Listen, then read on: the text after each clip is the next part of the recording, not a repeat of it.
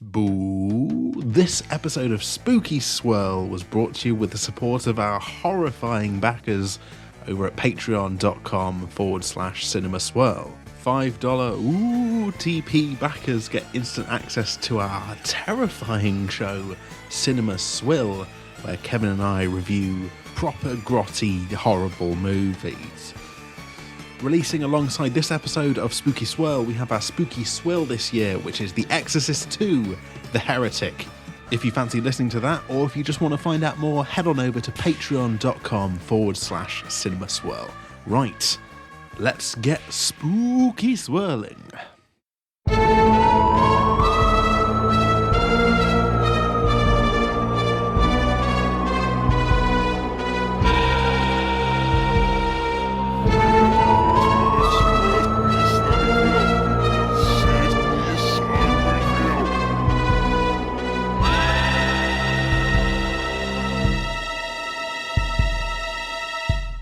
Spooky Swirl! Dare you close the haunted gate? It's episode number 98. Trick question. Of course you should close the gate. It's the Countryside Code. Coming to you from the haunted moorlands of Hollywood, California, where a creepy mist of films that my OTP Sam Chaplin hasn't seen. Hello, Sam. Hello, Kevin. I can't see anything, let alone them films, because of all of this creepy mist in the creepy countryside. But I tell you what I can see in the countryside, the stars in the sky, because of the lack of light pollution, the real horror show. Thank you. The reason Hollywood even exists, Sam, is because the light pollution is so bad that they had to create a new synonym, a new type of star to fill the skies with. And that's why when you are cancelled in Hollywood, they launch you into the sky and off you go there, and you go, there they are now, and they, no! Welcome to Spooky Swirl. It's a scary version this time. It is. It's scary how scary we're going to get here tonight, because we're genuinely doing a movie that I do not want to watch. Okay. There you go. Is that because it's bad, Kevin? No. This thing, you can't be flipping the tables on me. This ain't no reverse swirl. Okay, sorry. Because I feel like if you quiz me, I'm going to give the game away here. I do feel like I should say that I genuinely don't want to watch this movie, but not in a stinky bad, it's a bad movie type of a way. It's in a genuine, like, we've done a few spooky swirls now. This may be number 6 or number 7 even, but I will tell you now, Sam, that it's very rare that I feel scared of a movie going into it. Right, you're scared. You're scared of this. I am, but I think it's a contextual fraidy catness that I'm currently experiencing. Okay. And I ain't afraid of no ghosts. I want everyone to know that I'm still wicked bad, okay? But I am getting a little bit of the heebie-jeebies as it pertains to watching the movie du jour, which is Hellraiser. Hey, Hellraiser. I mean, that sounds fun, doesn't it? He's going to race some hell. He's going to play some rock and roll music. We're going to have a great time. Going to ride a motorbike. If I came into your house now and I said, Sam, let's raise some fucking hell, what would be the go-tos? What would you do to raise hell? Pop a Weezer CD in the CD player. Blast that on the speakers. Pop And he's going to turn up, where it's like, this might be too loud for your headphones. Yeah. Ignore it. Take it on board, but ignore it, yeah? Pop open a couple of cans of Pepsi Max. Whoa. Yeah, and get some crisps and dips going. And You're describing a regular night in now, aren't you? Actually, I think you're about to describe what other than the Weezer, if you replace that with a Hellraiser DVD, you pretty much described what I'm anticipating the next 60 or so minutes is going to happen in your life. Yeah. And just see how the night goes, just raise some hell, but in a fun, kind of contained way. I'm very interested about the fact that you're scared of this, because I consider you to be somewhat robust in terms of fear. Really? Robust in terms of fear. I do feel I give off that. That was such a weird political way of putting it. It's a robust in terms of fear. My right honourable friend, I would say that he is robust in direct fear terms. The right honourable gentleman from County Westmeath is most robust in his fear. However, there is context For the fear, I do feel like I give off the vibe I was going to say. Like, I'm not saying that I am robust regards to fear, but I feel like people will assume that I am, mainly because I've done a film review podcast with you for many, many years, where I ain't been afraid of no ghosts. However, I feel like much like the fact that I give off the vibe that I'm robust with regards to spice, I'm not that confident. I'm not saying I'm not, but I'm not saying like, oh, you need someone who can eat a spicy curry or watch a scary movie. Hands up, I'm standing up. I'm going to do it for the team. I won't put myself forward. And I feel that Joe is very good at reminding me of my own mortality with regards spiciness and scary movies. I think that she correctly knows that I am vulnerable. Like I'm merely mortal like all of you is what I'm saying. So is this the sort of Vindaloo of movies? Is that what you'd say? No, it's not, because as we previously discussed, Sam, all curries have to come in pairs now on Cinema Swirl as an official Tom Cruise Hollywood branded podcast. So is this the two Vindaloos of movies? It is if, when you were like 14 or 15, you had a Vindaloo with someone who you used to eat curries with, and that was the curry that made you realize that your tastes were changing along with, you as a people, because you're in the throes of puberty and growing up. And you realize afterwards that there's this whole other world of pairs of curries out there. You may not like all of them. And just the idea of that particular curry reminds you that you've maybe avoided certain genres of curries. And now that it's got into October and you've had to turn the heating on, but only in small blasts, and it's kind of cold and grey, and you're getting a little bit of seasonal affect disorder, and you didn't think that was something that you ever got before, and now you've known all week you're going to have to eat those two curries. I'm not getting very hungry for the curries, is what I'm saying. Okay. Does that make sense?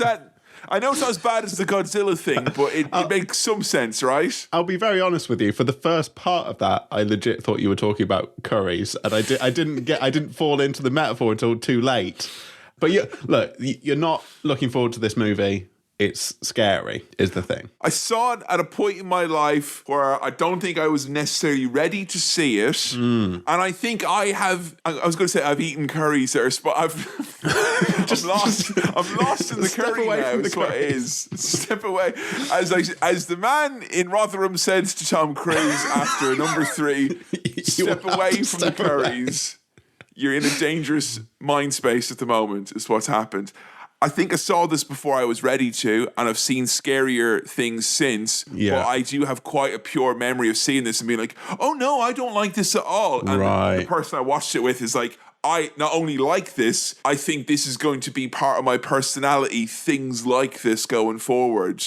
I'm going to get in, this is a kind of a genre thing I'm going to get into. Okay. So there is a slight feeling of teenage abandonment associated with this movie that is difficult to unpack. That I don't think necessarily means it's scary, but it does fill me with a sense of ennui. Okay. But I don't have any of those curry memories. You don't have any of those curry. You've barely eaten a curry. You just eat chips and dips, from what I heard earlier. Exactly. So, but they were poppadoms. Oh no! I don't really know much about Hellraiser. I can sort of go into what I do know. Anything at all? I know the guy. All right. Who's the guy? Is he the titular Tomb Raider / Hellraiser? He's the guy. He's got like nails. Right. He's very pale. Yeah. He's a bloke. Pale, got a bald head, and out of his head it comes a load of like nails. Nails? I think they're all like pins. Are they nails? They pins? They spikes? They're thin rods, and I don't know what is on the tip of them. Yeah, I was gonna say, could I touch them? Could I go? Sorry. It's all the way around his head. What? All the way, like on his chinny chin as well? No, because I suppose that would restrict movement, wouldn't it? You'd be really fixed in place. So it's kind of. There must be a point where it kind of tapers off. It seems like a kind of extreme acupuncture treatment type thing. Okay. The scariest thing for me is thinking about what would happen if he were to fall over with that on. Not just from in the fiction sense, but also, when doing the performance and you're made up like that, if the actor were to fall over with all of those pins on, that's risky. I mean, it's a lot of hours in makeup having nails slowly hammered into your skull. So, it's not many people could do it. And it is old Hollywood, so it's all done practically and real. Yeah. So, they had to get in there, and as well, because of union regulations, they had to take him out at the end of every shoot as well with the other end of the hammer and go, over and over. Yeah. And, he just put up with it, didn't he? Because he was a champ and a trooper. Yeah. And, of course, since then, he's only been able to play very specific characters, such as Mr. Civ, because he would have loads of holes in his... Or Pencil Head, as well. Yeah. I can put other things in there. Has this chap got a name? This fella? Is he not Hellraiser? Well, he's just called Hellraiser. Yeah. I thought he was the Hellraiser. Okay, so Hellraiser. He's the Hellraiser. Why is it called Hellraiser otherwise? Well, I mean, yeah, right. I mean, Freddy wasn't called A Nightmare on Elm Street, Sam, is all I'm telling you. And you know this. You've seen the movie. He wasn't. Okay. He wasn't. 1, 2, The Nightmare on Elm Street is coming for you. Is he Pinhead? Pinhead. Who you calling Pinhead? Maybe he's Pinhead. But what's Pinhead? I don't know what his deal is. And is Pinhead a Hellraiser? Sometimes Pinhead drinks a little beer. Maybe he uses a little colourful sign language. Huh? I still assume that Pinhead is the Hellraiser. Pinhead is the Hellraiser. Yeah, okay. Some hell is going to be raised. Antagonist, protagonist. Is he a ghoulie? Is he a ghost? What type of a fellow are we dealing with here? I mean, imagine doing that to your ghoulies. That would be... God, no. Honestly, here's the thing. I love the phrase ghoulie to describe like a little goblin-y ghost type of thing or whatever it is. Yeah. I absolutely love it. I've heard someone describe Danhausen, the professional wrestler, as a little ghoulie, and I think that's really funny. But I'm torn between the fact that I love, and I really do love, the phrase ghoulies being used for down there. Yeah. And if two little scary lads came up to me, I wouldn't know what to call them, because I would be like, I don't want to insult you lads, say a couple of testicles rolling down the line here, It is a linguistic blind spot, is what I'm saying, that I've identified. A spooky one at that. I think he is a ghoulie. I think he's a baddie. He's a ghoulie. He's there to be scary. I'm not sure where he is in time, in geographical terms, who he's raising hell towards or for or around. And is this like literal hell or like a metaphorical hell? Like there's going to be hell to pay when Stone Cold Steve Austin gets this report of the damage he's caused in the arena. So hell is, down, isn't it? Heaven's up, hell's down. Hell's downstairs, as they say. If you were to raise hell up to Earth level, our plane of existence, you would make... We're the sky, right? Oh, would it come... I'm thinking you bring it... the knock-on effect is what I'm saying. Yeah. We go up. And then bloody Jesus and Mary and the angels are all in space. Yeah. No. I'm thinking you kind of bring it up, but leave our plane where it is. Oh, you're merging. We're merging, so our plane of existence becomes hell. Can I just say as well, right? If you were watching Sam in the video right now and you didn't have audio, the way his hands are going, you'd absolutely think he was a geography teacher, because he's doing some tectonic action here. And I'm not going to lie, Sam is a man who taught a bit of earth science in his day. Yeah. Those are some good gestures you got going on there. The kid's got potential. It's a key stage 3 hand gesture you've got there. It's good. I don't know if hell is being merged with our world or if you are raising... I forgot the word for demon, so I want to say little devils out of... You're thinking of Hellraiser. That's a different... Okay. That's not Hellraiser. Or if he's just, knocking shit over, saying swears. Have you heard about his box? I beg your pardon. Have you heard about his box? No, I haven't. Is that where he keeps the pins? Like a little sewing box? Has he he got a little sewing box for when he wants to scare everyone? You know what? As someone who is a little bit scared of this movie for reasons vaguely alluded to, thank you for making light of him. He feels a lot less like he's got a lot less power over me now, you know? Look, if you think about that character, I don't know if that person is humanoid or of this Humanoid? world. If it's a bloke putting the pins in and he's got to do that at some point, that is silly to have done that. That's a bit daft. So if you think of it in those terms, he's just a kind of a buffoon figure. Oh, it's kind of almost like a clown. Yeah. Although those are kind of scary as well, though, aren't they? I'm thinking about a pin-headed clown. He would only the only things he would put in the box are more pins, I reckon. So he's got So he could probably like he touches you or he puts the pins in. Does he make everyone else into pinheads as well? Boop. Yeah, he just touches you. He's going to pin people up. You know? That it could be that. But I don't know what his intention is. I don't know what the story is. I just know what he looks like. Does the name Clive Barker mean anything to you? It rings a bell. Does it ring a bell? What type of bell does it ring? The bell of like I've heard that name before, but I have no idea in what I think Clive is British, right? Clive Barker. I love this weird thing that Brits can tell a Brit just from the name alone, just from hearing it. Like Clive Barker's a British name. If you saw it written down, you'd be like, "Oh, you're bloody Brit, innit?" Like, that's a British guy. Is this a British film? It is. What? It is. But Hellraiser and the image of that guy feels so fucking American. I was going to say, hell is so American. We don't have hell here in England. No, over in America they have heck. We have hell. It feels very North American, that character. Why? What makes him North American?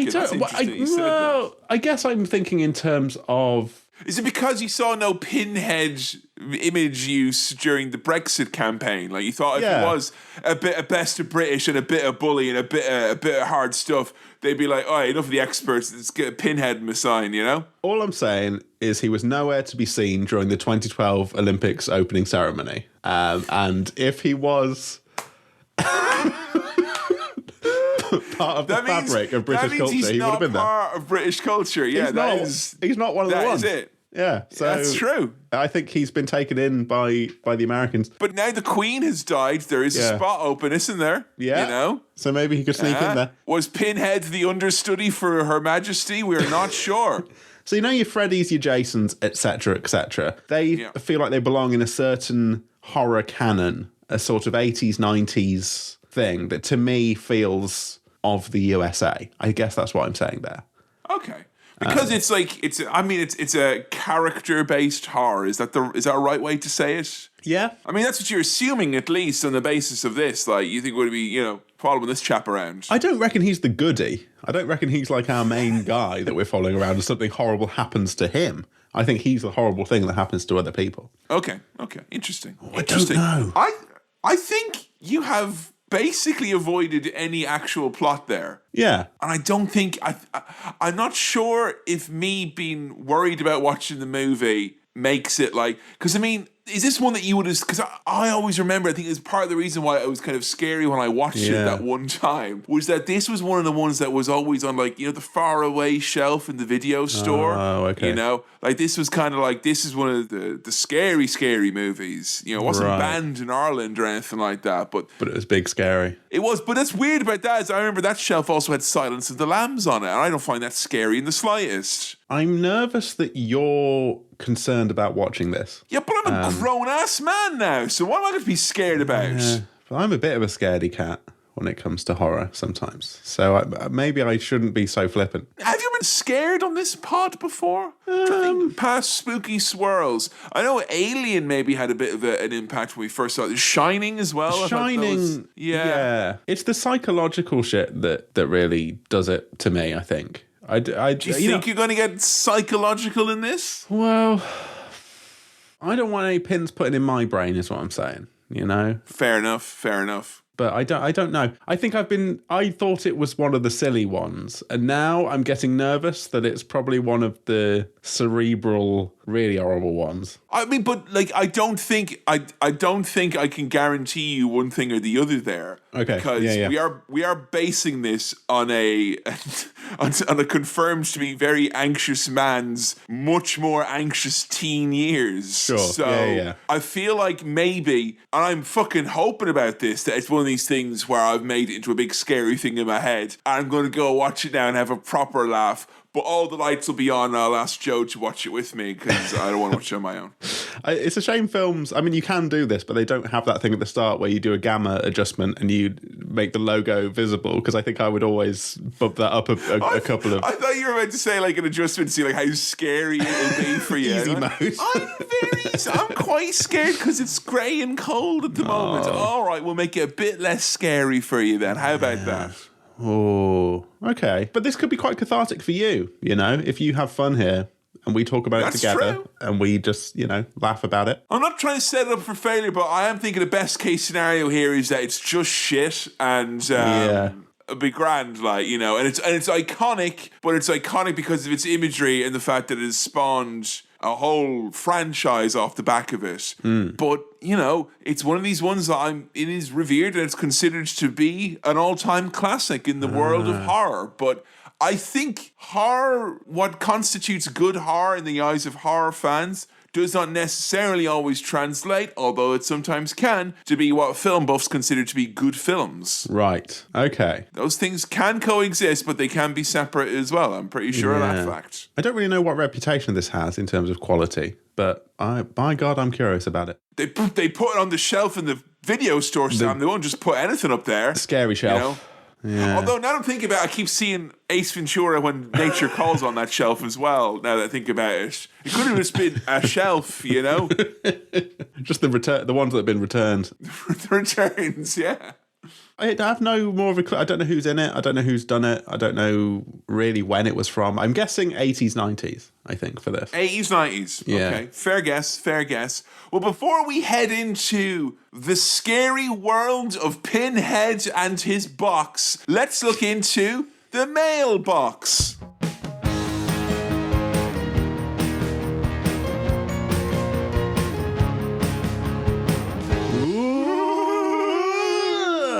Oh, wow. God, there's all cobwebs and dust and shit in here. I will ask you once again, as I do every October, to stop emailing in your cobwebs, your spectres, and your ghouls. We have no more room for them, and the filter on our mailbox is getting clogged up. Please stop it. But if you do have any questions, queries, comments, or other stuff, send them on in to cinemaswirl@gmail.com. cinemaswirl@gmail.com. It's .com there. There we go. On your toes. Our first piece of correspondence comes in from Liam, who writes the following. Hi, guys. Happy spooky season. Happy spooky season to you, Liam. If you both had to dress up for a Halloween party based on a scary character from a movie, brackets, horror or any genre, close brackets, what would your choice be? Let's assume any costume is readily available. All the best, and let's have Halloween on Christmas. Liam. That's a Blink-182 thing, which is, that's I think, isn't it? Or is it? No, it's probably. I think it's a Nightmare Before Christmas thing, actually, guys. Where are you? Where are you?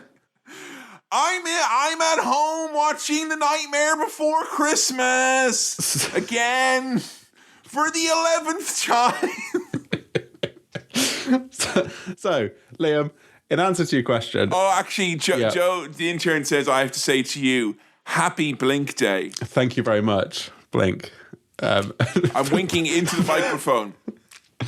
I'm very excited to have spent a horrendous amount of money on tickets for a band that are, in my experience, not great live, but I am very fond of. So yeah, because they all just stumble out on stage, all old men. Where are you? I can't find you.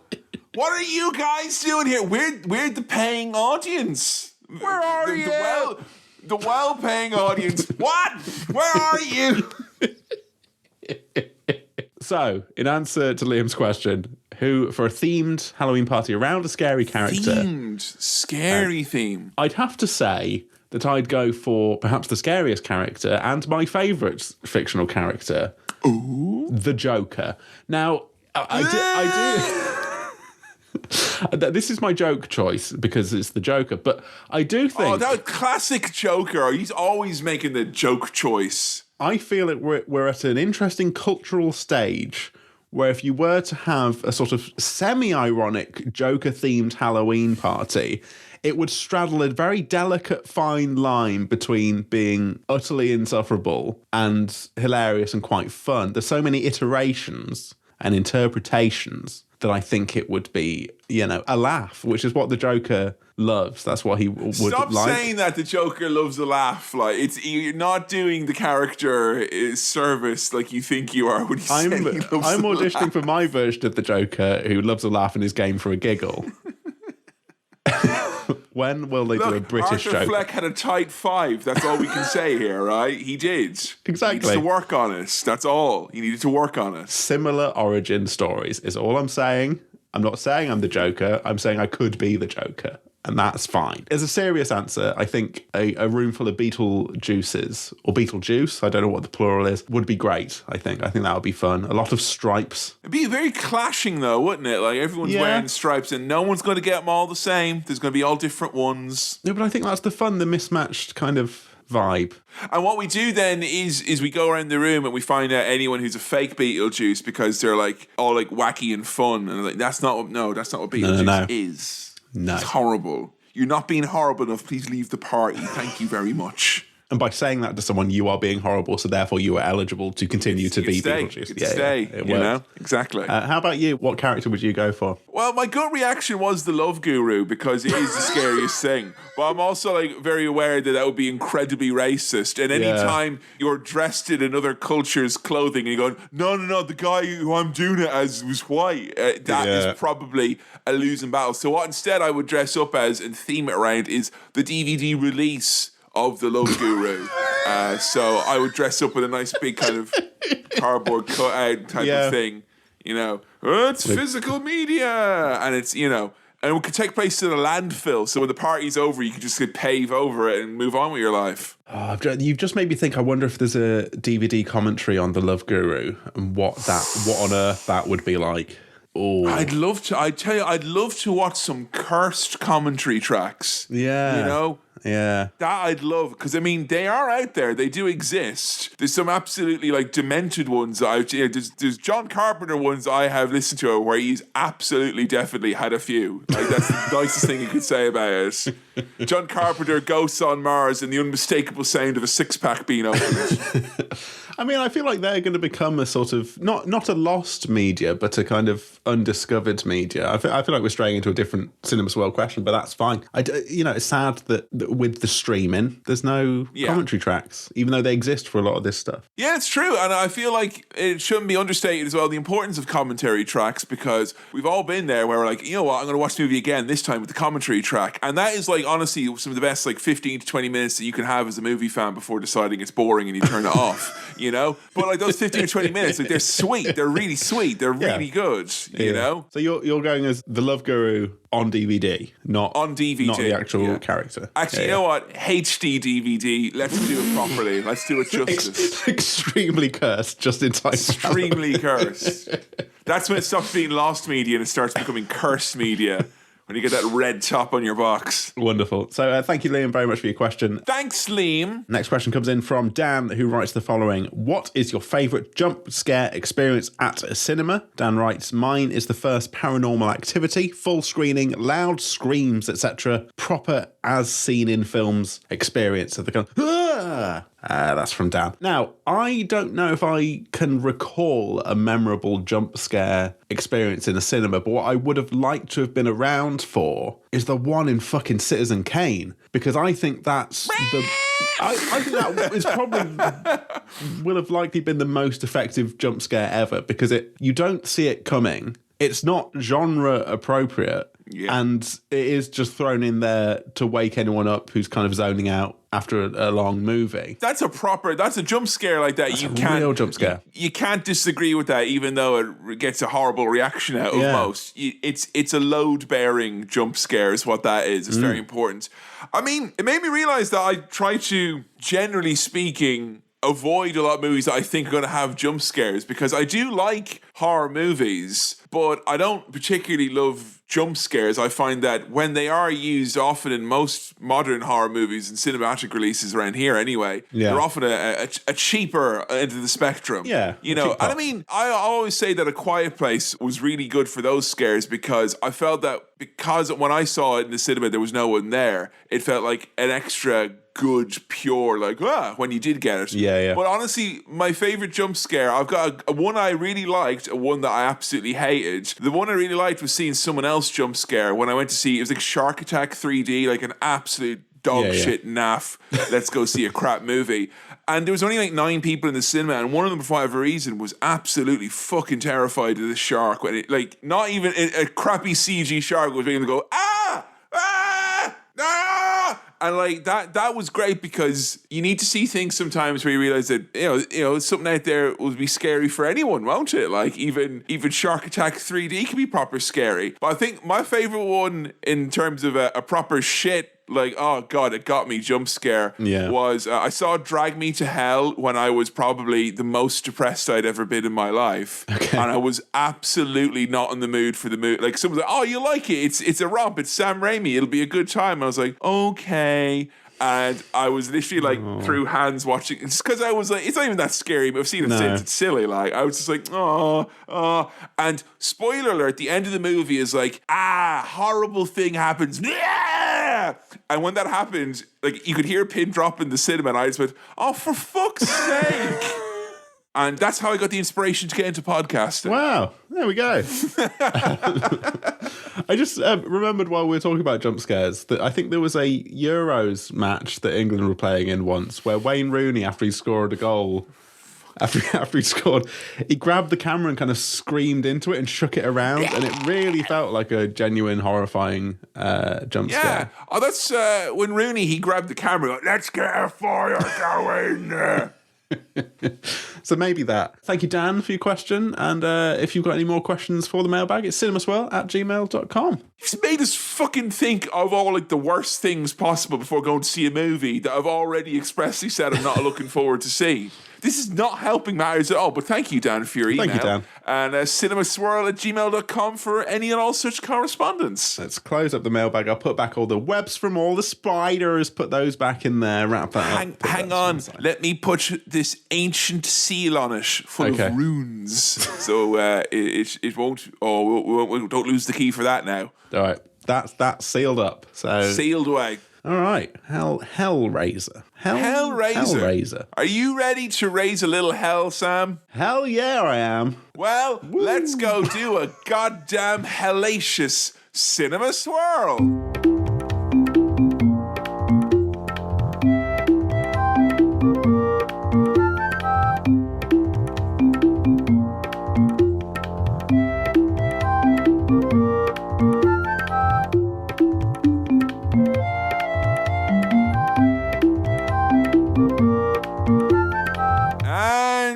Don't go in there. Back. Sam, initial good reaction to the Hellraiser.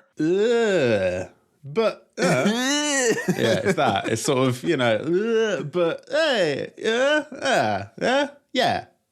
It's the wettest movie we've done in a while. Yes. Put your ponchos on. If you're sitting in the front row, you're going to get splashed on. If you are watching this movie at home, guess what? Your home is now the splash zone because a lot of liquid, a lot of ooze, all the different viscosities of liquid, all the different viscosities of liquids, all the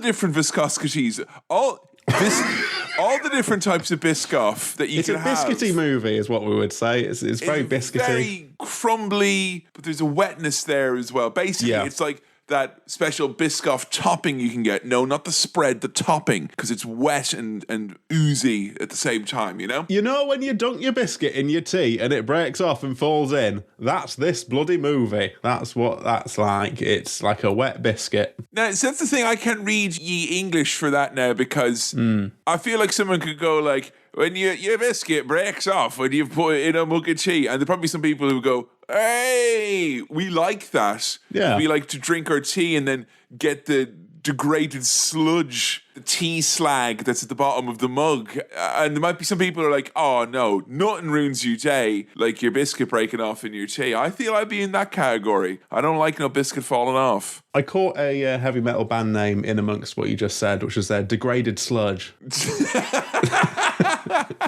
Which is the subtitle for this movie. Oh, quite. Quick update for me on my watching experience. I thought I had everything going for me because the lights were on, it was nice and bright, and I thought I could cajole Jo into watching this. She had to go out, so I had to watch it on my own, which led to a nice 20 minutes deferred, do I really have to watch this movie instance I had at the start? So that was a good 20 minutes of me literally staring at a near blank screen, trying to work up the courage. And I feel both silly and somewhat humiliated that I had anything to worry about at all, because it was mostly a naff splat fest, this, wasn't it? Yeah, but I can sort of see how, younger Kevin was a bit scared by this. I understand that. It was too much too soon. It was a bit full on, I think, as we'll go into, as we look at Clive Barker. Again, very British name. Hellraiser. So, we open with a box, but not just any box, Sam. A puzzle box. A puzzle box. Can I just mention, we don't often do credit watch these days, which is not about whether you can get a mortgage. It's the names in the credits. Which is when you try and get a mortgage and not with a name like Broccoli or not. That's fucking stupid. Hang up. No mortgage for you and your dumbass name. There was a lad working on this called Sean Chapman, which I think is what I was called at my graduation by accident by the announcer. So that was Sean Chapman. Sean Chapman. That's good. Grim alternate reality Sam Chaplin. And I've got another grim alternate Sam Chapman in my back pocket for you as well, which is, I shit you not, when Jo came in later at one of my many breaks in this movie and I was listening to some question dodging from current Foreign Secretary James Cleverly, Jo literally said, is that Sam Chaplin? So you now have to go out of your way to hear the voice of a politician who probably will not be in the post by the time this episode is edited and released. So the voice of James Cleverly sounds like me. The voice of James Cleverly. Yeah. When he's defending an untenable position. That is...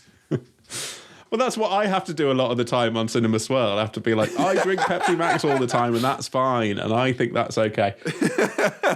Have you considered your position, co-host? So, yeah, we start with a box, a puzzle box. A puzzle box that itself is a puzzling box. Yeah. Look, it's a nice looking box. I will say that for the box. It's a lot of craftsmanship. It looks good. It does. There's a craftsmanship. And I think I got to have a tip of the cap to Mr. Clive for thinking far ahead to the future, going, there'll be at least 11 of these and they'll need a quality case for the deluxe collector's edition. Yes. Case in point, the first thing you see is that collector's edition. Now, I'm only like, I don't even know if it exists, although I'm 95% sure that it comes in the box. That it definitely exists. Yeah. If they got all the Phantasm movies in an orb, they got all the Hellraiser movies in a box. It basically looks like a DVD box already. It does, yeah. I imagine if they package, I'm guessing there's multiple Hellraisers, package them all up in the box. Put that in, you get not just one DVD, but a stack of DVDs. It's a nice looking box. I'd spend upwards of $65.99 for that. A decent replica in a shop. Sam, if you say that loud enough now, your targeted ads are going to be very, very interesting the next few days. My friend at Zavvi has got a bargain for you and then some. And you thought that Pinhead was the scariest thing regarding nails in this movie. Wait till you see the grubby fucking mitts of the lad who's pawing all over this box at the start. It's fucking gross, Sam. Ew. Yes, he's sweaty as hell, fondling his little box, which I initially thought might be like a sort of a fidget toy, and it's a puzzle box, so it sort of is that kind of thing. Yeah. And then we immediately get the kind of hooks in the back, the stabbing through the back thing when the box gets unleashed, which is a very quick kind of... We're only like 2 minutes in and we're like, ugh, yuck, gross. Yeah. It's all... Yeah. And it's proper, it's swapped from the man to... I bet you didn't think we could make a man out of tempeh and seitan and mock duck, and a nice... And look, it cuts like meat as well. You wouldn't really even notice it. Yeah. And I think this first shot made me go immediately, this is why I was scared of it, and also why I cannot be scared of it anymore. And I feel like I've had a long history since I've come to this country of literally looking at things in life, can be shoes, can be clothes, can be objects, can be things, can be people, and comparing them to food, and that giving me endless joy. And this has been backed up by all my loved ones, Sam. So I knew I couldn't be scared of this anymore because I knew that everything looked like it was edible. I think the Thing episode with you and I back at a previous Spooky Swirl banished what last few ghosts I had of being scared of this type of horror. Okay. And now I just thought it was like succulent, you know? I mean, they've gone ketchup heavy in their serving of all this stuff, is what I will say. Yes. Lot of sauce. A lot of sauce. I put in my notes Hellraisers here, but Pinhead's here. And he's here to sort of, he kind of like pieces back together the lad's torn up face, then puts the box back. And it genuinely looked like something where it's like, this is a touching tribute to my dad who passed away before I came on to Bake Off. And they've asked us to bake an inspirational cake. So here's my dad as a pecan loaf. Yeah. And here he is, out his face, and it fell on the floor. But it's all right, Mary. We're going to put it back together. And then Noel Field's going to go, what can we do? You're going to do nothing, aren't you, Noel? You're obviously going to do nothing. Stop condescending. And Paul's like, look, the flavours are there.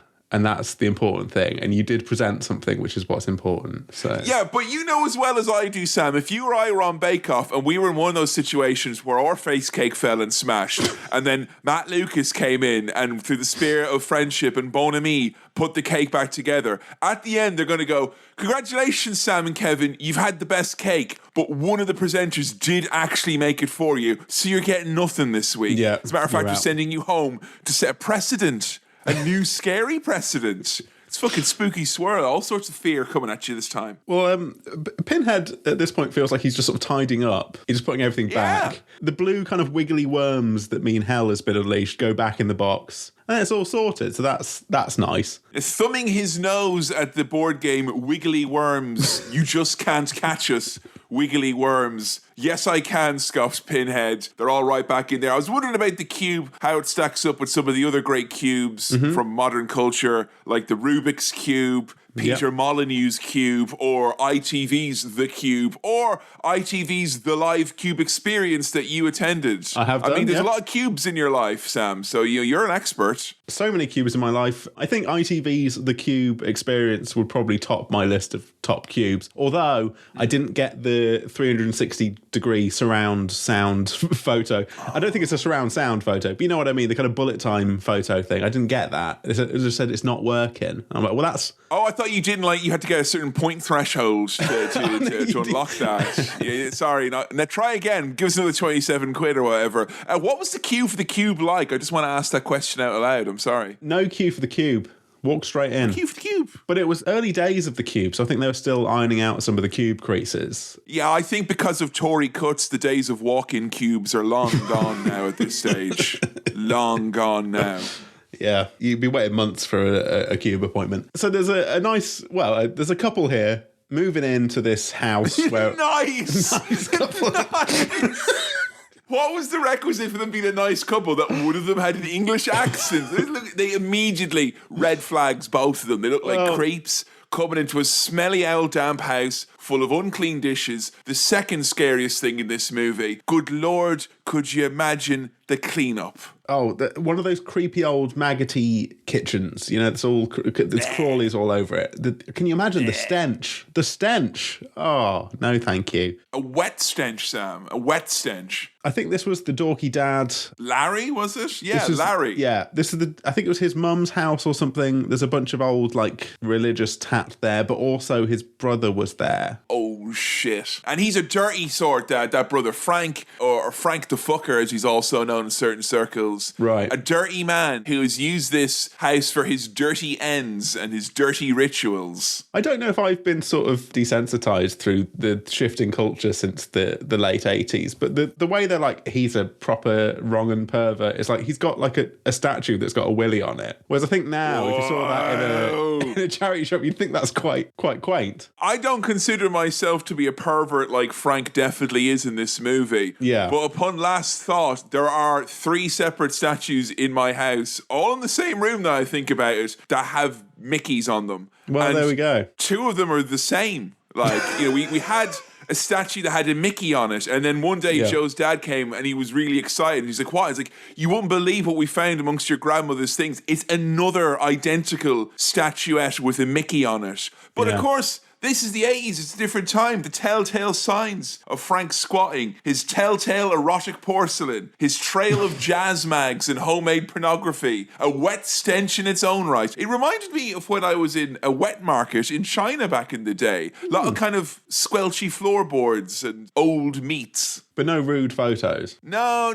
I mean, I took photos of the wet market that in retrospect seem rude. Like stood beside a big rope of hearts being like, hey, that seems Kevin, rude somehow. If you abandoned your house and then someone came into it and saw these photos of you with a string of hearts and then loads of statues with Mickeys on them, they pieced together an image of the man.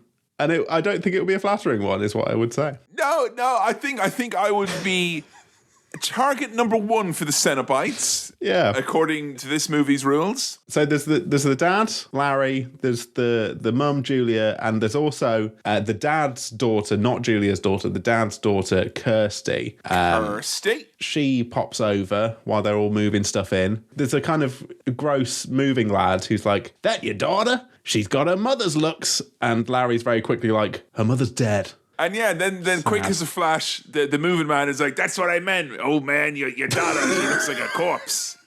She looks like your deceased wife is what I'm saying here. Oh, give me that beer. He gave them 4 beers as well. Yeah. Fucking fueling them up. You're going to have some rowdy movers in a bit. And so Julia, the wife with the English accent, who I assume is nice because she's got a nice best of British accent.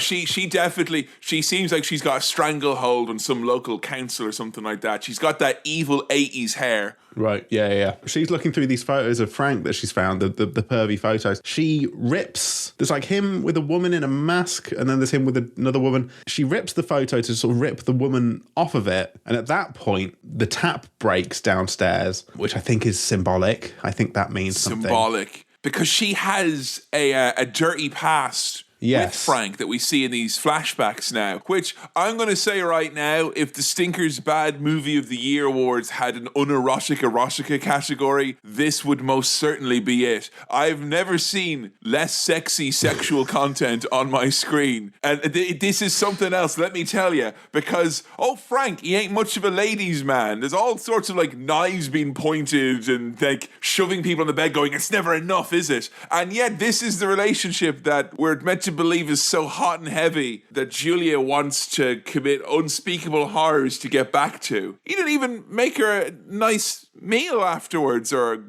what the hell, man? Well, that's because he is a nice meal, because later on he's sort of made of meat. But it was such a potent, passionate, strong sexual relationship that it has got her in a position where she will do anything. It's some nice exposition that Frank introduces himself in the flashback fantasy as, I'm Frank, brother Frank, which is like, okay, he's the brother. Oh, okay, that's all right. And we had a question in the pre-swirl about jump scare in the movie, and I did mention A Quiet Place. I do think the biggest scream out of me during A Quiet Place is when the lady steps on a nail, because I am very, very scared. I've never stepped on a nail, but I'm very scared of it happening to me. And when the lad gets the nail in the soft palate of the hand, and then like they cut over to it 2 seconds later, it's like someone's attacked it with a fucking sword. He's like, that was the third scariest thing in the movie. Yeah, but he didn't cut it on like the sharp end of a nail either. It's like the sort of the top bit, the bit the tuggable, isn't it? It really just went in there and fully just fucked up his hand. So, and there's a nice little transition of her, fantasizing about having sex with Frank and the kind of thrusting motion, and then the dad Larry kind of pushing a bed upstairs, going, It's a nice little contrast, but then he fucks up his hand. The two sides of a bed. A bed can be a very sexy place, where you have comfortable sex, or a bed can be a very horrible place where you can find yourself trying to move it up a flight of stairs using only the sheer power of your neck and scalp. Well, quite. And there's blood everywhere. He comes into the sort of fantasy room, I keep calling it, where she goes up to think about Frank. The husband walks in just bleeding all over the floor, and it kind of it seeps down into the floorboards. I like this thirsty floor now. This was very efficient. Yeah. But they don't tell you now these self-cleaning floors you could be getting. They only shoot out a load of old pork pie jelly afterwards. Well, I was going to say, I'll tell you what, I wish my floors were thirsty for dog urine, because that would solve some of my problems. But then what kind of weird pervert would that be under the floorboards is what I don't want to find out. But, you wouldn't want to be brought back to life if you got killed, Sam, and then be like, the dog's piss resuscitated me. I need more piss. Bring around a bunch of mates and maybe that's all what Pepsi Max is about, to get a bunch of mates around, get them full of glow, get them ready to piss. Get them pissing. Bring bloody Sam Chapman back from the dead. No, thank you very much. Oh, that would be a funny thing. If the piss... brings someone back. He started off a bit scary, but he did transition into delicious, because I convinced myself he was kind of like a white chocolate praline, like a fancy one that would have a glaze on it of some sort. So he was like, don't look at me. I'm like, yeah, you're right, I shouldn't look at you, because if I do, eyes will be bigger than the stomach and you're dead, mate. And eat you up. I think he makes the transition from savoury to sweet, because he comes out as a kind of... a kind of... It's a very much kind of crispy beef spider that he emerges as, and then slowly develops into something, as you say, sweeter with a glaze. I mean, he does have a kind of a Cinnabon quality to him, like. Yeah. Like, if you were working in Cinnabon, like, you're like Eugene, you're down working in Cinnabon, you happen to fall into the mixer and you get all jumbled up with all the delicious toppings. Yeah. And then the person comes in, like, I've become a giant Cinnabon. And oh no. And it's somehow erotic, like this movie's making it out to be. That's what it is there. He looks tasty. He's a snack, folks. He's a literal snack. Yeah. So Frank's emerged as a sort of scary Cinnabon snack man. And I appreciated having this on the old Amazon, where I had my X-ray, and they were happy to let me know that there was a separate actor who played Frank and another actor who played this character, who they referred to as Monster Frank. Monster Frank. Again, took a little bit of the sting out of this is going to scare you, because when it's like, there, it's Monster Frank. I felt kind of sorry for him.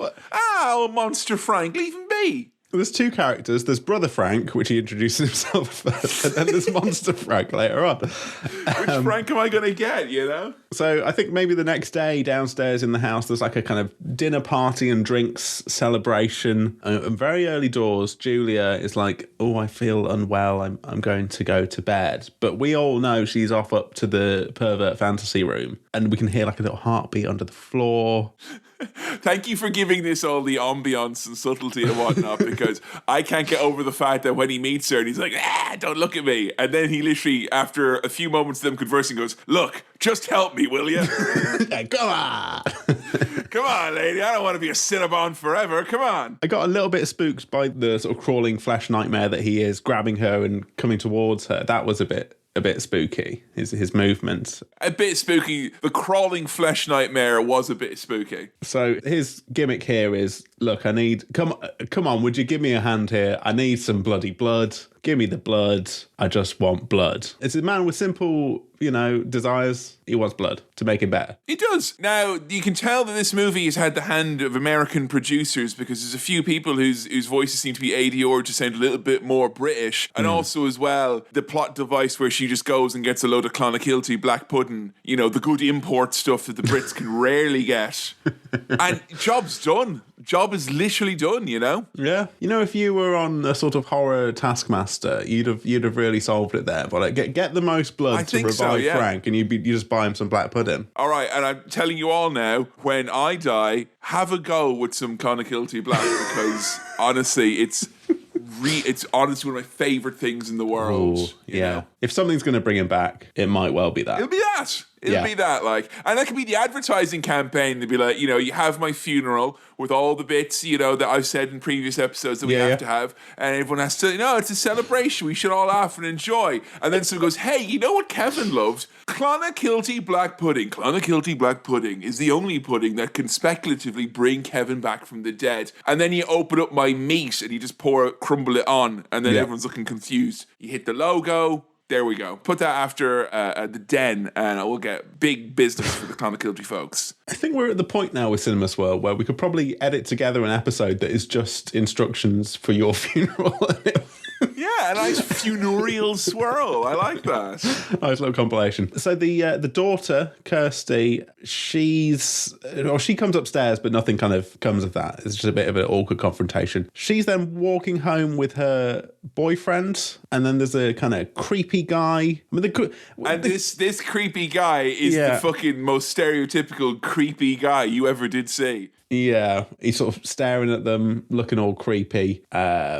So we established that he's there, but not much happens with him. But I don't know if that pays off later in the franchise, but we'll come back to that creepy guy. Okay, fine. She has a nightmare after the date, which consists of a baby crying, a load of feathers everywhere, and then again, more sauce appearing underneath the feathers, which I guess it says a lot about me as an old man these days, where my primary concern and source of horror for this was how horrible, once again, this would be to clean up. And I'll give you the tip of the cap again, Clive Barker, master of horror, who could basically present me a series of dirty rooms and being like, imagine to clean up this. Clive, no. I mean, that dream sequence was probably one of the creepiest bits, I think. That sort of weird vision. Very cursed, it was. Yes. Yeah. I assume this is tying into the kind of classic horror, sex, sin, weird punishment thing going on there. The kind of... Yeah, I think so. The punishment element of it for sure, because she wakes up from a nightmare in a cold sweat. Yeah. And she's all clammy and like... Argh! And that's like if you eat too many salted foods and you go to bed, you get that. That's a punishment. Yeah. You wake up and you go, and you have some more salt to settle the stomach and get back to sleep. Julia, she's just like taken her mission on pretty well here. She's just going out, drinking alone at bars, brings home a guy. How crap must Larry be at sex as well, and just being a husband generally, where like randos in a bar and a puddle monster are much more tempting prospects. Well, the guy, I guess he can't even get a fucking bed up the stairs, am I right? I don't know if this guy is necessarily tempting. He's sort of a vessel of blood. And he does the good thing that they do in horror movies, which is where he starts being like a piece of shit and quite forceful and gross. So we don't mind a few seconds later when he gets absolutely... When he gets hammered. Yes. Yeah.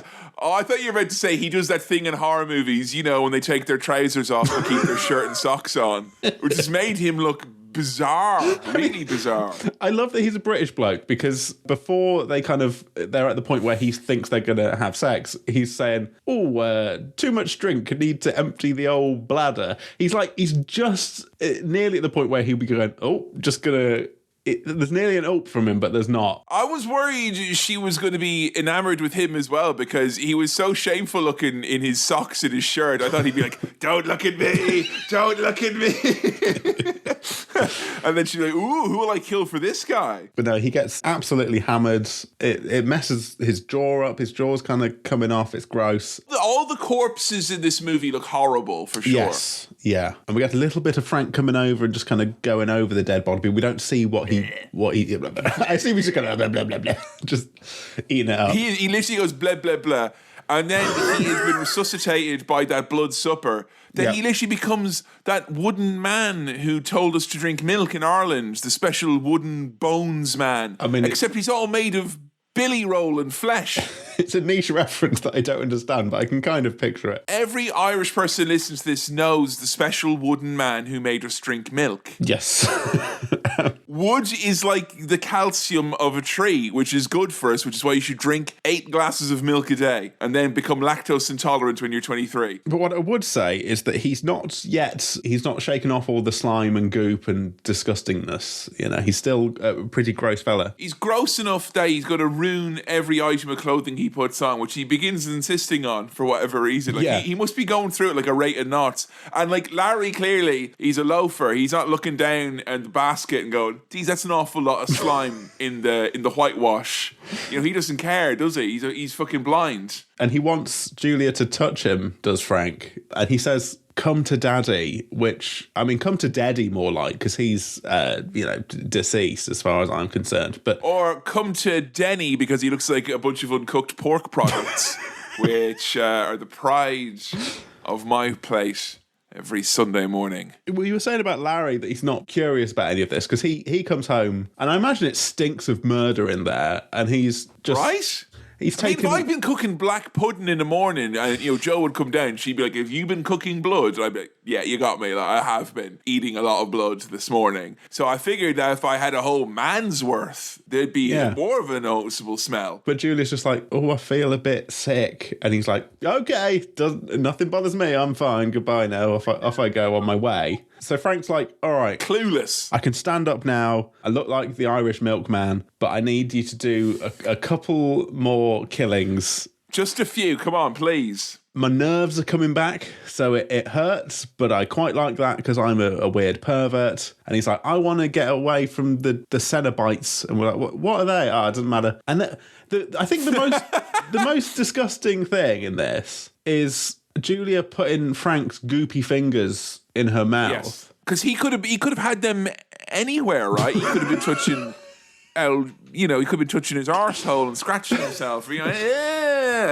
But he looks edible, but he looks like a combination of flavours that is not palatable. So I think it's if you poured loads of ketchup on a trifle and then put that in your mouth, you'd be like, horrible. It's not the flesh and the blood that I'm worried about. It's the kind of flavour combination.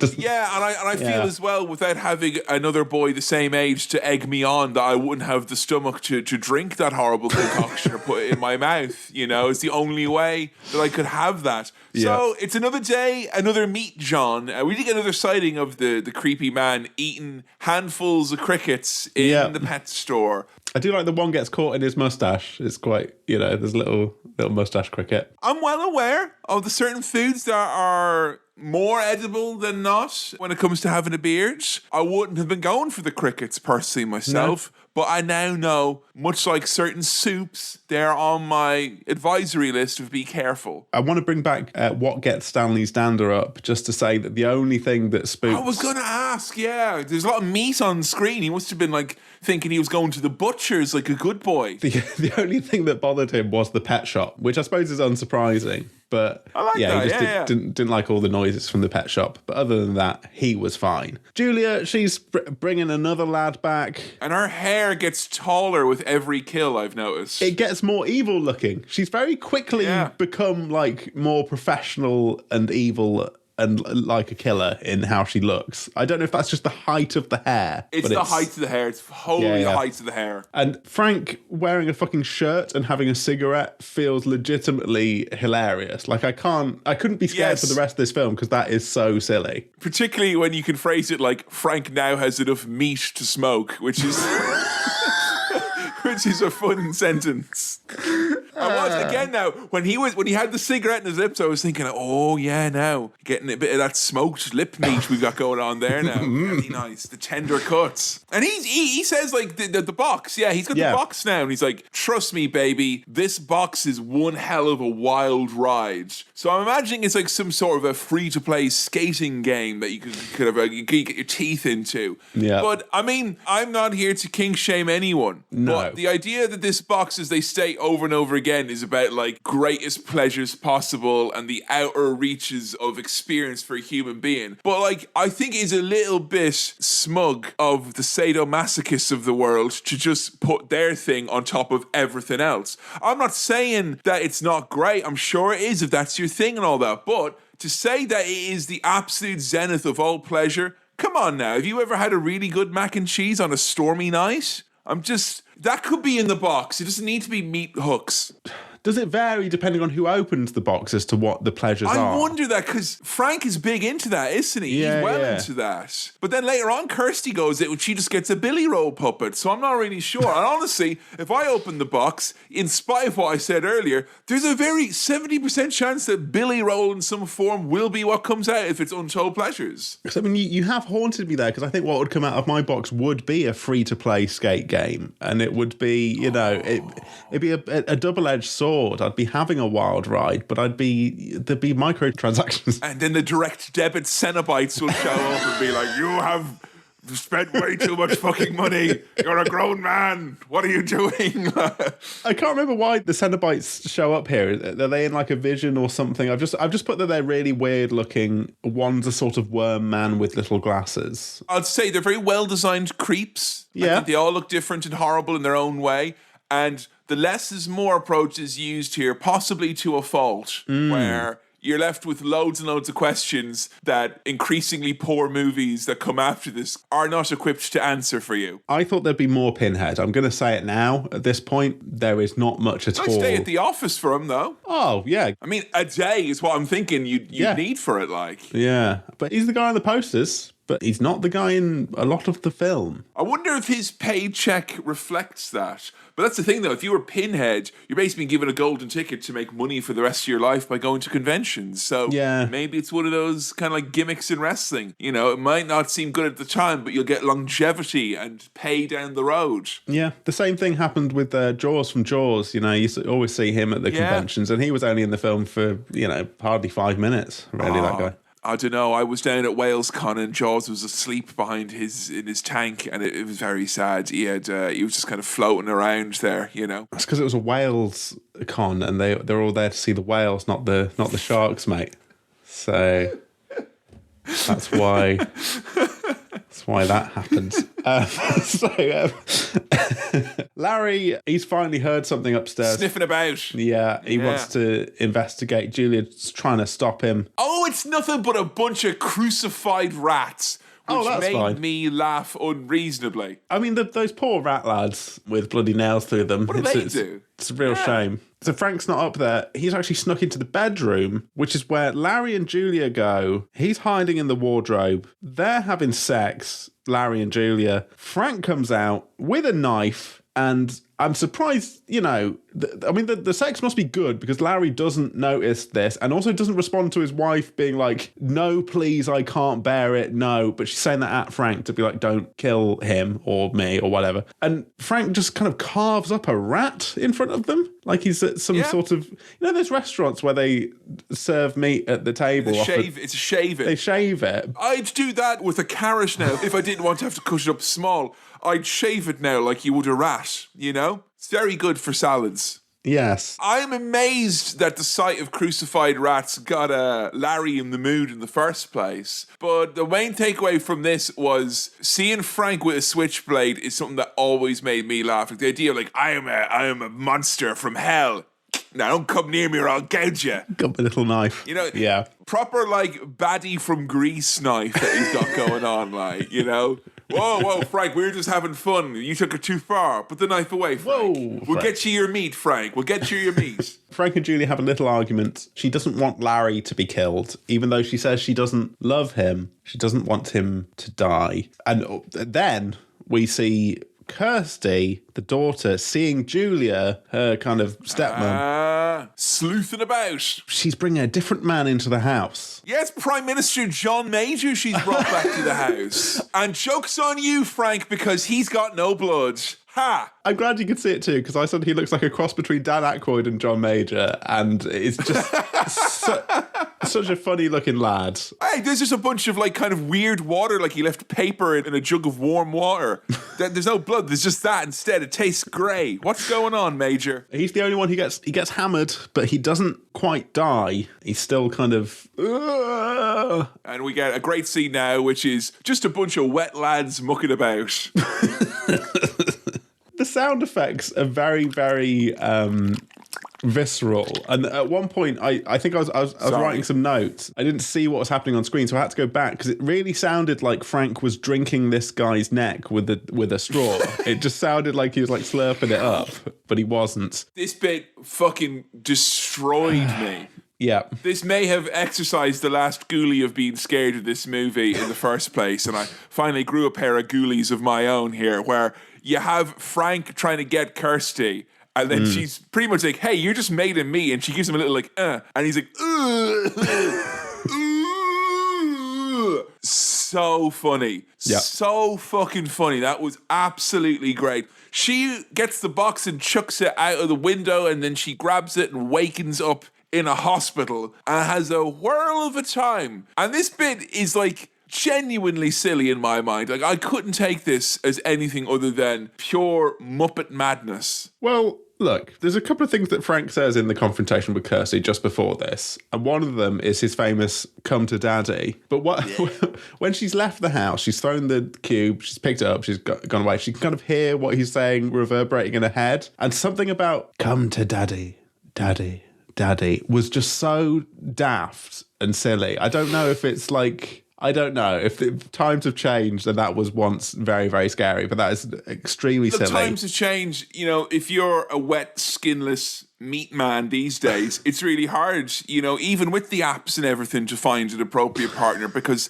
tastes have sadly changed. They've changed. And she's in a hospital, in a hospital bed. The doctor gives her back the box and she starts fiddling with it, which is not a good thing. And she summons the soft Billy. No, this was Billy Bear is what this was. This is proper like, and it comes towards you looking very daft. And the closer it gets, it's just slightly too complicated, I think, for the puppetry at hand, maybe. I think if a baby, a worm, and a scorpion went into the thing from The Fly, I think this is what you'd get. Well, have you seen The Fly? Have you seen it? No, I just know I've seen the episode of The Simpsons that references The Fly, so I kind of know the concept of the box. Yeah. Oh, there's a big resurgence of The Fly in this household. So maybe next Spooky Throw, we're going to have to see if we can concoct a Chaplin fly. And hey, we can do spooky films outside of Spooky Swirl. We have done it. We have. Precedent has been set. It's very true. We famously did Halloween not on Halloween, which I still think is a good goof, and I'm proud of. I think it's good. It is good. A whole band made that their whole unique gimmick. You know, having a Halloween, different times of year. Where are you? You said you'd be at my Halloween party. It's February 9th. Where are you? Your Tom DeLonge voice sounds like someone, I can't work out who it is, but it's not. That's not him anymore. Like all grand impressions, it has become. Where are you? So she manages to get away from this worm scorpion thing back into the hospital room. Did you like these Cenobites? You got a proper look at them now this time. Well, I really didn't like there was a squealing TV that was making squealy noise. The telly goes... And it was stuck on the bloody Flower channel as well. Oh. Boring. So yeah, we've got all the syllabubs here. We've got the toothy fella with the kind of... He's cold. Chompers. So he's shivering. Chompers. We've got Pinhead, who's got pins in his head. AKA the Hellraiser. Got a sort of... I think basically the gimmick is a lady one. That seems to be... Oh, I thought that her head looked like it was a dream catcher, so I called her the dream catcher. The dream catcher. And then you've got the kind of worm guy. The manager of the local wine bar who's sidelining jazz, and you don't get a right good vibe from him. You just don't get a right good vibe from him. Yeah. And so they're saying, hello, we're demons to some, angels to others. We're gonna fuck you up. We're horrible bastards. And Kirsty very smartly is like, my Uncle Frank escaped you.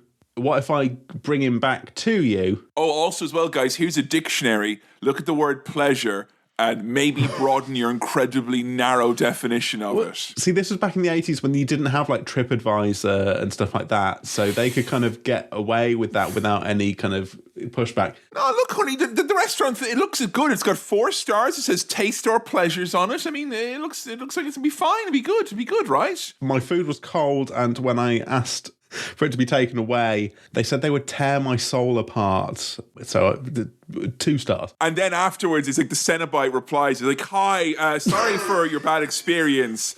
I was the duty manager on the day, and I think you were missing some key details from your recollection of what happened. You sent back the hooks. You said they weren't clean, even though they were meant to be dirty. So the we'll tear your soul apart is that an iconic line? Oh yeah, thing. Oh, this is all iconic. This stuff here. I mean, this is. Okay. I know I'm having a goof and a titter at it, but one thing I should definitely say upon watching it this time, knowing when the movie came out, which is like I think 87, 88, and your man had never directed a movie before as well. So like fucking kudos to Sideways go from author of horror novels to director of iconic horror film. But there's a lot of manga and anime and comic books and even video games that I have read and seen and played in the years since, where I could very firmly go, okay, that's the influential thing. And it's very rarely when I ever talk about manga being influenced, it's almost always manga has influenced something over in the West, like The Matrix, like I hope no one's seen Akira, that type of a vibe. And this has been very influential among horror heads and fantasy freaks and beyond, it should be said.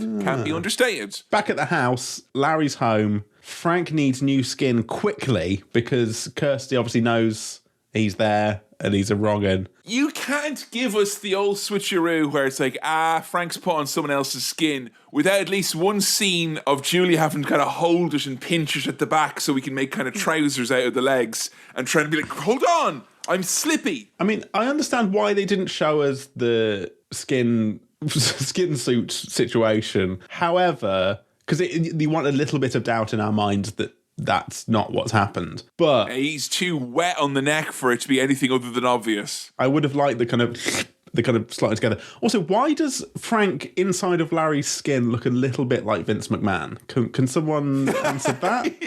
No, he does. He has the desperation. Yeah. Vince McMahon always had the look of a man desperately exploding out of his own skin. Now, I get that for sure. We get a big maggot sick in this scene as well. One of the corpses that's been there for ages. Like, and it's good to know that even after dying and being brought back to life through a satanic ritual, that Frank is still a bit of a messer, a bit of a messy man indeed. Yes. He's a bit of a scruff, I think I could say. Not to use that word lightly. I wouldn't use it very lightly at all. He's a messy man. Kirsty's having to kind of hide. So she's there trying to see her dad, and they're like, oh, what dad? I am your dad. Everything's fine. Julia takes Kirsty upstairs.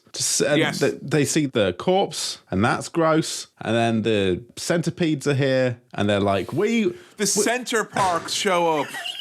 We want the man who has done this. We want that man. We want to find the man who's done this. How shit are they that they can't even tell? They're so fucking shit. I mean, I'm sorry, but when I was raised Catholic, I was taught to assume that the forces of hell will be at least fucking competent. Not like, oh no, this trailer park boys, we put different numbers on the house so you can't get the right person to go back to hell. Come on. And Kirsty's like, no, because that's my dad, because she thinks that's her dead dad. And until fake Larry is like, come to daddy, and shows his hand, reveals who he is. She knows that that's not her dad. He's too randy for his own good. And he quite, I suppose, not unceremoniously, but quite quickly just stabs Julia, who is like main helper. Like he's brought him so many blood. I was going to say blood vessels, but you know what I mean, like blood blokes, blood johns, yeah, blood johns, bloody blokes. Bloody blokes. Bought him so many bloody blokes, and now he just betrays her and stabs her, and so goes after Kirsty, trying to get her. We'll get a little jump scare from Jesus Christ himself, who falls out of a cupboard. There's a little statue of Jesus. That was probably the scariest thing in terms of, oh God, jeez. Leads Frank upstairs, and he's like, I think he confesses, doesn't he? He's like, I killed your dad. I'm the bad guy. And the Cenobites are, in the face of irrefutable evidence, send the chains after him. Yes. And this was something that traumatized me as a young one and gave me a big belly laugh this time, where he went, Jesus fucking wept.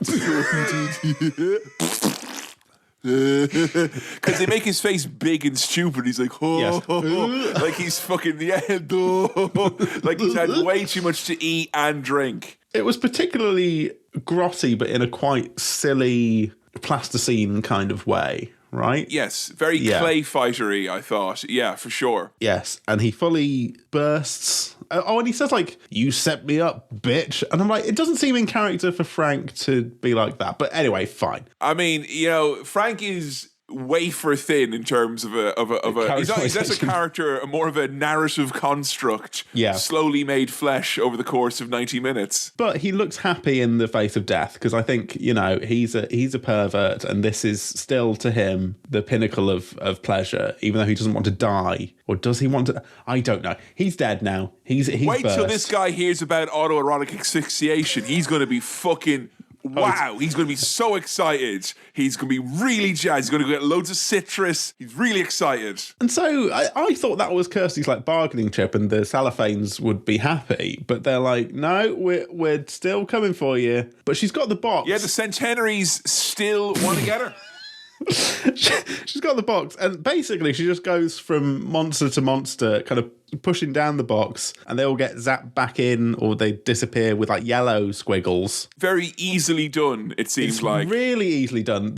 No threat to this scene, really. No. And I think there's a lot of it where it's like kind of, it's mystery, and you're going to find out more maybe in like one of the other 11 Hellraiser movies. And I know, it's based on a novel, and there is probably explanations for all this, but it is quite, I mean, I just can't imagine like The Thing or Freddy Krueger or Michael Myers or The Love Guru, like any of the classic monsters of horror going away so easily, you know? I mean, the weird worm thing does get to punch her boyfriend at one point, but that's about it in terms of threat. All the rest of them, she can just do a different thing with the box to defeat them, and it felt like Bop It, she was doing all the different, like, twist it, squash it, and they all just get sucked back in. So that is a kind of climactic scene of, like, the final big showdown. All these, I've not got another Cenobite thing to say, but all the Cenobites be like, we're bad, and then she just kind of twists the box and they're gone. A bit of a disappointment, although what I will say isn't a disappointment. The Sentinels. Her boyfriend, he takes off his jacket. He's got a very good shirt at the end there, a kind of multicoloured squares. He does. You see Jack far too little in this. He's got good horror boyfriend fashion vibes, has he got, as old Jack? Yes, that shirt I think would fetch a high price on the vintage market these days. That would be very popular. Yeah. People would be thirsting for that. The house sort of falls down and burns. She chucks the cube in a fire, which I don't think is a good idea. I think if you had like a threatening thing that caused so many problems, you'd probably want to get rid of it. But at the end of the mask, it gets chucked in the river, and that doesn't work. I feel like at the end, you got to do something else with it. An industrial press is what I would be after, Sam. Crush it into an even smaller cube, and then it'll be so fiddly that no one can do all the gimmicks with it, It'd be easily sorted at that point, and all the Cenobites just be kicking around hell, tugging each other off with nothing else to do in the day. And they'd probably be happy about that. The creepy man who ate crickets, he shows up. He's Dry Bowser! What? Pulls the box out of the fire, gets all burned up, turns into a skeleton dragon, much like Dry Bowser. We zoom out of the box. Oh, this fucking last shot of them in the box was so fucking funny. Yeah. Is that what happens if you fuck up in the cube? They zoom out and you're like, no. Yeah. And Philip Schofield at the end is like, what's your pleasure, sir? The merchant from the start who sold the box to Frank is selling it on to someone else. So it's good to know that the cube economy remains intact at the end of this movie. Yeah. Because I thought there was a run on the cube at the end of that, And that's the end of the cube. I mean, Hellraiser. So there we go. That was Hellraiser. I'll tell you what, I'd love to do the cube with you sometime, though. Genuinely, all this talk about cubes, I love the cube.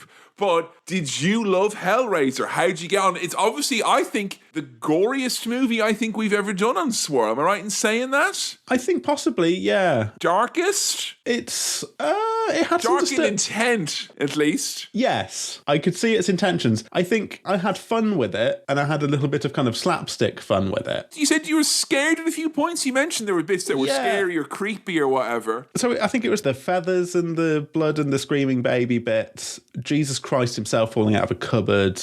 Just some of the kind of more, psychological bits were scary. Sorry, that sounds like a really great, exasperated exclamation. You know, because I love Jesus, Mary, and Joseph, but Jesus Christ himself falling out of a fucking cupboard.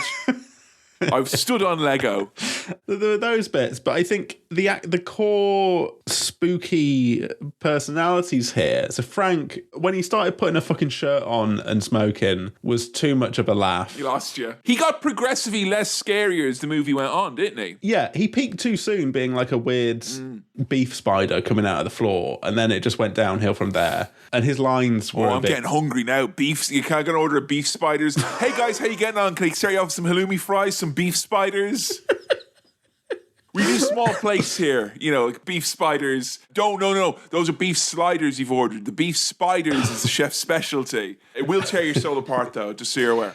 The Cenobites, I don't know if it's because I've seen, like, I guess I've probably seen stuff that's riffed on these characters, or they've become such, like, Halloween, especially, like, Pinhead mainly, I'm thinking of. They seemed familiar to you, though, in that sense. They seemed familiar. They're just a bunch of goths hanging out, and they didn't seem super scary to me, because they don't actually do anything that scary in the film, other than we're going to tear your soul apart. And then I suppose they set some hooks and chains on Frank. Sam, I think the centaurs are pretty much all talk as far as I can see. Yeah, but I can see how in the 80s this, you know, and if you are, I'm, you know, in my 30s now. If I was a little teenager watching this and it was like a naughty thing to have watched it, because it's an 18 rated film. That's it. Like, and I think for me, like, the reason why it probably freaked me out so much as a kid is like I was 14 years old or whatever it was. I was a very innocent, naive wee little boy. And I think the fact that it was like, blah, gore, blah, fucking Satan, blah, sex, like all this stuff, like, you know, and quite outside the pale in its delivery, a lot of those things. Yes. And, you know, the scariest thing I probably would have seen before that was like Jeepers Creepers or something, you know. So, and also, I think, like I was saying, you know, my mate, he went on to be like a big fucking goth and metal kid and all that. Right, like, you know, he was enjoying it so much. And I think it was the fact that when you realize that you're kind of on the out of something and it's not for you, it makes it seem a little scary. Like, I think if you had seen this in a similar circumstance that I did with someone who was like, yeah, fucking rip them apart, man, would you have been scared as well, you reckon? Yeah, I think it's circumstantial, and I watched this after a nice pasta bake dinner. Oh, very nice. Cuddled up on a sofa, you know, there's a dog with me. I mean, you can't, you know, it wasn't a spooky can't be scared scenario. Yeah. And so that lent itself towards me finding it quite funny and weirdly kind of comforting at times. It's just like, oh, it's a nice splatfest. Would you come back to it? Is it one where you're like, you feel there's any kind of, you know, is it a universe or a world or even a movie on its own? Because I will say again, like, I don't think that any of the sequels hold. I've seen, I think, two, like the direct sequel to this, and I've seen like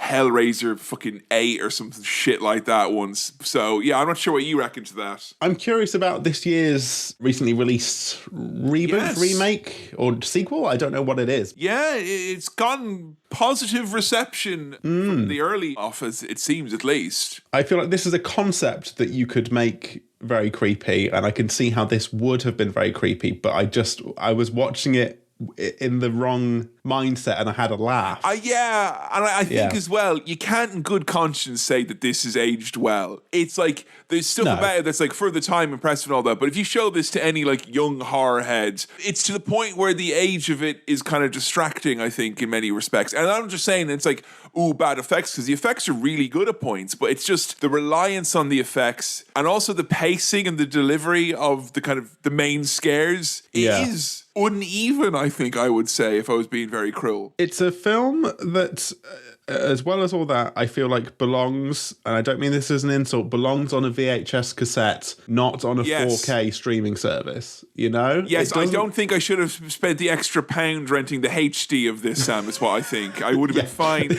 with the SD 149 rental. This is a real SD movie. It is. I didn't need to get the HD DVD of this after all. No, but I can't. I mean, it was a bit crap at points. I think some of the performances were a bit naff.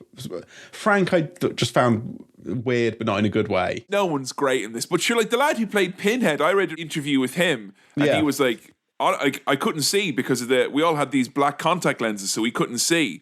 So like my performance was being able to take the 3 steps I needed for every shot without falling over and smacking my head because I couldn't see, and all the capes are really heavy and the prosthetics are really heavy. And again, if you smacked your head with all those pins on, that's a real trip to A&E, that. So, yeah. It is. But you know what? In terms of something that I felt like you have an iconic looking ghoulie there in Pinhead, that image alone, I think, sustains this franchise where people are just like, oh, I hear it's a really scary movie and there's that guy. And look at it, it's eye-catching, it's iconic, wherever you think about the movie. So, you know, congratulations. You've created one of the most iconic looking characters who is not really that important in the movie, really. No, not in this one. And inarguably, you're right, like an iconic, very well-designed costume and character. And that, maybe that's, you know, worth it. That's enough, you know? But we're not reviewing Halloween mask prospect sales. No. We're reviewing a movie. And I feel like if it's Spooky Swirl, how spooky it is at least got to be a contributing factor to your Star Wipe rating. So I will ask you now, what is your Star Wipe rating? Brackets, your soul will be torn apart at the end of it. I had fun with this. I had fun with it. I had a laugh, but it's a bit rough around the edges. It's a bit slapstick and silly, but maybe that's the fun of a spooky movie to watch at Halloween. So I don't want to be harsh to this, but also I want to. I've got a figure in my head. I've got a Star Wipe rating. You got a figure? I don't want to argue with it, and I might regret it. Let's just so be damned. 2.5 Star Wipes. You heard it here first. Ooh. Jesus wept. Hey. Oh, thanks for listening to another episode of Cinema Swirl. This episode was produced by Kevin, edited by me, Sam, and I also did the music. If you want to support the show, then patreon.com/cinemaswirl is the way to go. If you want to follow us on the socials, we're at Cinema Swirl on Twitter and facebook.com/cinemaswirl on Facebook, which is where our votes for episodes take place. If you've got questions, queries, comments, or anything else for the mailbag, then send it on over to cinemaswirl@gmail.com. That's cinemaswirl@gmail.com. Please do keep recommending the show to your friends if you think they'll like it, or even if you don't think they'll like it, just recommend it anyway. Oh, and if there are any bits in recent episodes that you think would make particularly nice video clips, you know, the kind of thing we've had on our socials recently, then send us a tweet and let us know. Alright, we'll see you next time. Cheers, bye.